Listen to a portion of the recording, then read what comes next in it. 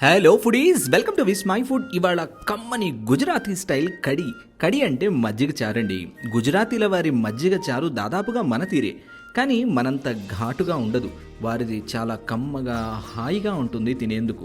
తాలింపు గుబాళింపుతో ప్రత్యేకంగా ఉంటుంది. చాలా simple recipe. By the way, ఇందులో no onion, no garlic. Let start. ముందుగా ఓ బౌల్లో ఓ కప్పు పెరుగు తీసుకోండి. పుల్లనిది, కమ్మనిది ఏదైనా వీళ్ళు. నేను కమ్మని పెరుగు వాడుతున్నాను. ఇందులో పావు కప్పు శనగపిండి వేసి గడ్డలు లేకుండా స్మూత్గా అయ్యేంత వరకు బాగా విస్క్ చేయండి లేదా చిలకండి. ఆ తర్వాత చిలుక్కున్నటువంటి పెరుగులో 1కి 3 కప్పుల నీరు పోసుకోవాలి. ఇది ఖచ్చితమైన కొలత.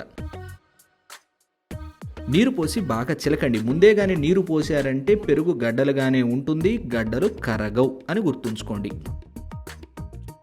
ఇప్పుడు తాలింపు కోసం 1.5 టేబుల్ స్పూన్లో ఆయిల్ హీట్ చేసుకోండి. ఇందులో పావు టీ స్పూన్ మెంతులు, అర టీ స్పూన్ ఆవాలు వేసి మెంతులు రంగు మారేంత వరకు ఖచ్చితంగా medium flame or low flame మీద మాత్రమే వేపాలి.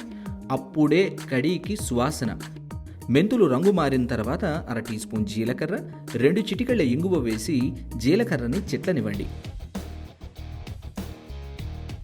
ఆ తర్వాత ఓ టీ స్పూన్ సన్నని అల్లం తురుము, 2 పచ్చిమిర్చిని ఇలా చీరుకున్నటువంటివి, ఇంకా 2 రెబ్బల కరివేపాకు వేసి వేపండి. కుదిరితే అల్లం పచ్చిమిర్చి కలిపి దంచిన పేస్ట్ కూడా వాడుకోవచ్చు.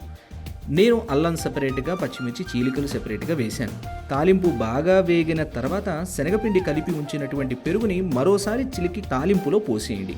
ఇందులోనే 1.5 టీ స్పూన్ల ఉప్పు ఆర్ రుచికి సరిపడా ఉప్పు వేసి కలుపుతూ కడి మధ్యలో పొంగొచ్చేంత వరకు మరిగించాలి, అంచుల వెంట కాదు.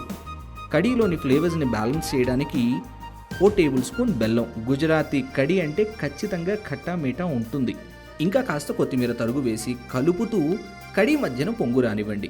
శనగపిండి ఉంది కదా, సులభంగా అడుగు పట్టేస్తుంది కలపకపోతే. సో మధ్య మధ్యన కలుపుతూ ఉండండి. మంట మీడియం ఫ్లేమ్ మీద ఉంచండి. చూడండి, నాకు 7 నిమిషాలకి కడి మధ్యన పొంగొచ్చింది. చాలు, మధ్యన పొంగొచ్చిందంటే శనగపిండి ఉడికినట్టే. దింపేసేయండి. అయిపోయిందంతే కడి. సాధారణంగా భోజనం తిన్నాక చాలామందికి ఏదైనా తీపి తినాలనేటువంటి క్రేవింగ్ ఉంటుంది. అలాంటి వారికి లాస్ట్లో రైస్తో ఈ గుజరాతీ కడి తింటే సాటిస్ఫాక్షన్ వచ్చేస్తుంది.